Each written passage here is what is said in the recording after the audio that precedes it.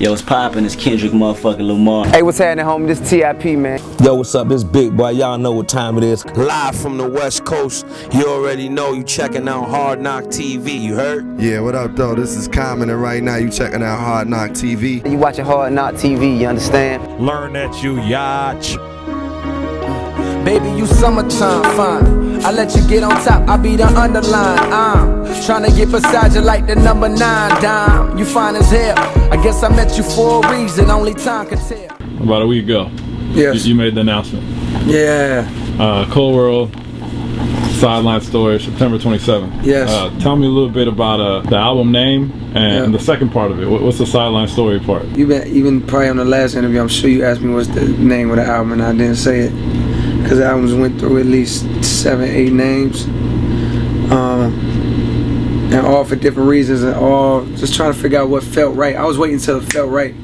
So for a while I was calling it this, and I would know even as I'm calling it down, I'm like, this don't feel right. So I would know it would change.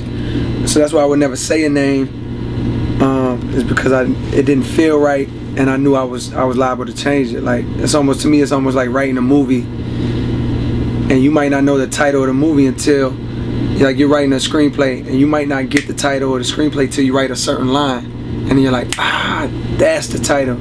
So you might have been calling it, whatever, struggling in pain, and then you write one line and you're like, oh, the color purple, I don't know, whatever.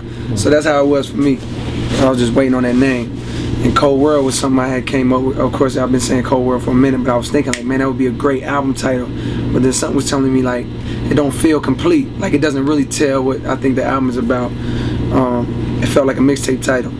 And then another one that I came up with was The Sideline Story. And that felt great, but it just felt incomplete. So it was like the marriage of them that, that finally made sense. When I said it all together, Cold World, The Sideline Story, just made so much sense. So yeah, that's what happened with the advertising and the meaning behind it. Cold World is just something that, I think that resonates with my fans, with myself and my fans. It's like something we can stand behind, we all feel proud of when we say it. I'll be saying that for the rest of my career. And The Sideline Story is really, that's the episode. It's like Star Wars, The Empire Strikes Back. Star Wars is the brand, you know what I'm saying, and that overall story, but the episode is The Empire Strikes Back, or whatever it is. So that's kind of how it is. And so I wanted to kind of finish up the basketball theme I've been running with. I always wanted the first one to be, my first album to be that. So that's what it is. It kind of, my basketball persona parallels my rap persona. And my rap persona for the past 2 years has just been trying to get off the bench. You know what I'm saying? Like, it's almost like Kobe in the NBA when he first came in. It's like, this kid is talented, but like, man, let me in the game. You know what I'm saying? So that's kind of what it's about. I was gonna say Jordan when he didn't make varsity. Yeah, absolutely. Same story. Those two stories. Absolutely, Jordan when he didn't make the team. The first time I interviewed you, you've been saying the album's like 75% done. And I interviewed at South by, you're like, all right, it's this done. Yeah. And when I first interviewed you, I think you were saying that most of the album was produced by No ID. Yeah. But it seems like some things have changed since then. Absolutely. And then, which is a shame, man. It's just the way the game goes, and I feel like everything happens for a reason, so I'm not mad at it, because I still got to drop Friday. A lot of Friday Night Lights material was for the album, honestly. The intro, the Erykah Badu, like, these are songs that I was doing in album mode. I wasn't doing them in let's make a mixtape mode. They were album mode songs, and you can hear that before I'm gone.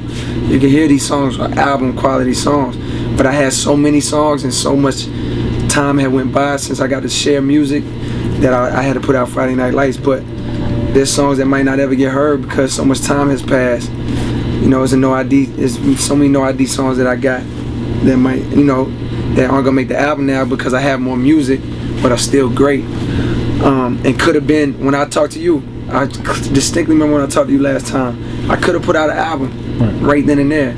But when you got expectations of a label and they look at you in a certain light, which is cool now that I'm more experienced, now I look at myself in that light. Like, I want more for myself than I did back then. A year and a half ago, I would have been cool with coming out and doing, like, 60, 70,000, whatever I would have done, I would have been cool with it, because I always had the belief that, man, your first album just supposed to be classic, and who cares if it gets slept on. I felt like that was the way. Like, Jay came out, his shit didn't sell. Nas came out, his shit didn't sell. I was cool with that because, you know. But as time went on, my expectations and my wants changed. You know what I'm saying? I always want a classic. That's been my thing from day one.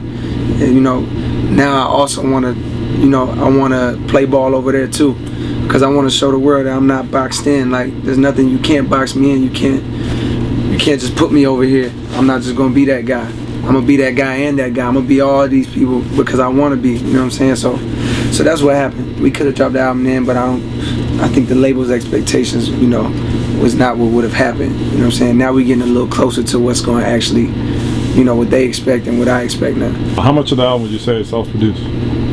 Well, if there's 15 songs, which I want there to be, had a conversation with Jay. He thinks 14 is good. I think 14 is good, but I wouldn't mind 15. Miseducation 15. I think College Dropout 15. I'm just weird like that. Like, I go look at my favorite albums, like 15.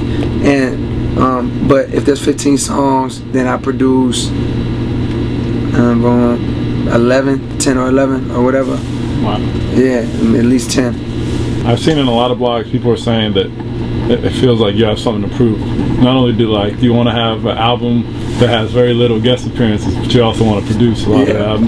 Do you feel that way, or is that of course. I can't run from that anymore. Of course I want to do that. I've been producing my own music my whole life. You know what I'm saying? Like, that's one of the criticisms that really, like, it really irritates me. Like, how could you knock a man for wanting to take control of his own destiny and having the balls to do that? You know what I'm saying? So, of course, that's what I want. I've been producing my own. My first song I ever recorded was on my own beat. You know what I'm saying? I wrote it. I did the beat. I was 15 years old. Downstairs in my crib on my ASR, I made the beat. My mother had the sample somehow. Maybe I found a sample through my mother. It was an Andy Williams sample. It's called The Storm. You can look it up on YouTube. I heard the sample in the car riding with my mother.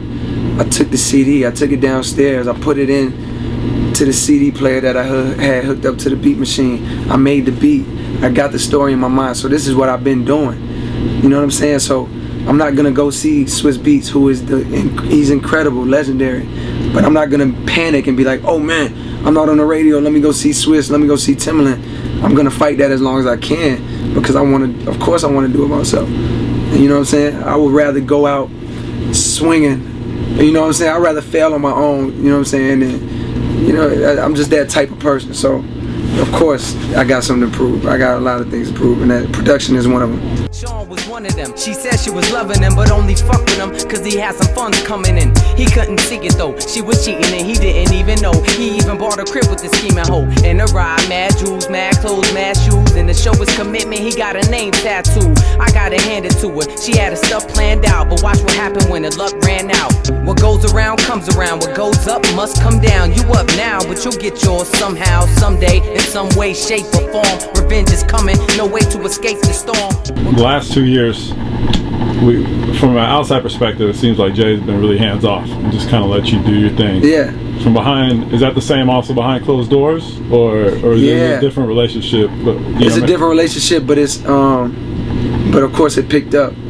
Like, I really appreciate him for the hands off approach. Like, we're having conversations like, man, like, I've had a long leash. You know what I'm saying? And I don't think any other label or any other situation would have given me that. I know for a fact it's his respect for, like, my artistic vision and his belief in me that allow him to even give me that much leeway. You know what I'm saying? He let me, you know, he let me do me. You know what I'm saying? And he's had his input and his thoughts like, nah, you can't do that, or yeah, you should do that. But at the end of the day, he's never overstepped. Not that there's any boundaries, because he's Jay-Z and he's boundaryless, but he's never made me feel uncomfortable. He's always made me feel like, you know, like an artist. The last 2 years or 3 years, or however long this album has been going on, what would you say are some of the high points, and what would you say are some of the low points? The high points of this whole journey so far, because we're not there yet. But let's talk about the lows first. I think that's the thing to talk about, and then we'll go to the highs. On the low points of the journey of making this album, it's just always been just frustration and not having it out, of knowing what that's been the low, of knowing what I have and what I'm sitting on. And some of these songs are leaked, so people are getting the idea like what it is that I've been sitting on. It's the frustration that, imagine sitting on that, which the stuff they heard that leak is not finished. Like those aren't the final versions. But imagine sitting on that type of material and just not being able to put it out. It's just a frustrating feeling. You know what I'm saying? That was probably the low. I mean, that's not a bad low to have. I would say that's the low. The highs have been touring. Like, man, I don't have an album out, but it's okay. Like, I think I've toured more than any artist that doesn't have an album out, or at least on a wider scale.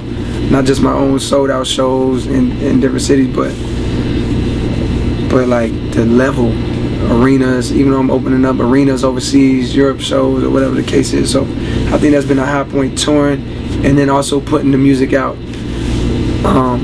that I have been able to put out, like the Friday Night Lights, when I get to put out a song here. Like, I really take gratification in seeing responses, you know what I'm saying? So I think those are the highs, and the lows is just not being able to put it out.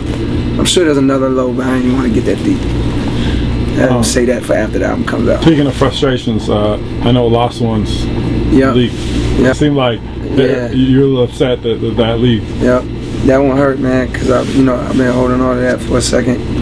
Luckily, I couldn't even click on it for a minute. Like, I couldn't even click the song.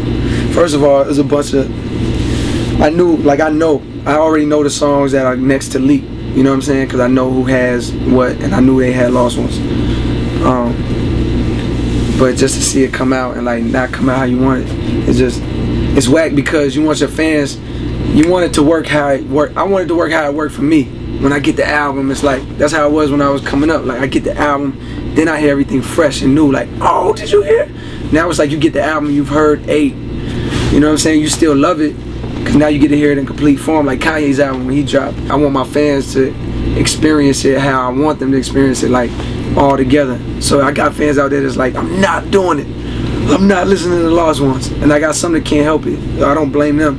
I couldn't help it, I'm sorry. Yeah, nah, it's cool. Like, I get it. Like, I probably would have did the same thing for Cannabis or Eminem or whatever. I didn't have that much self-control. But it hurt, you know what I'm saying? It hurt me, but now it's all good, because at the end of the day, that's not gonna hurt me. You know what I'm saying? I don't feel like that's gonna, my destiny is my destiny. I don't feel like a song leaking, or even if my album were to leak, I don't feel like that's gonna destroy me. You know what I'm saying? If anything, it's gonna add to it, because the people that hear it are gonna be like, oh shit, yo, listen, you know what I'm saying? So I'm not ashamed. It's cool. Lost Ones is probably my favorite one of all the tracks released so far. Thank you, bro. I can't wait till you hear like done. The version that came out is like probably maybe the first or second version I recorded. The other one got new vocals, live strings, guitar in the hook. It just sounds like an album. But thank you very much. I can't wait till people hear, you know, I ain't gonna say the names because it's gonna give people a reason to go look for my leaks or whatever, but I can't wait to hear a few other songs on the album. Straight through this bitch. Yeah. Bitch, I'm the man of what you supposed to do when the OG niggas don't get it? Lost what was once theirs, but they won't quit it. Homie, it's a new era. Middle finger to the suit wearers. Let me show you how to move in a room full of dudes that don't got a fucking clue how to do this. Probably work with cubes, so to them it's a Rubik's. My president is black, but my jeweler's still Jewish. So you know it cause he making a killing off me. Red diamonds he designing got me shining. Spotlight cover my body, my chain blinded. A cop light runner, they wanna but can't find them. Me and Hovey Ho out on the same island. Took the whip to the other side of Jamaica. Seen how he was living, said I gotta get my weight up. Formulated my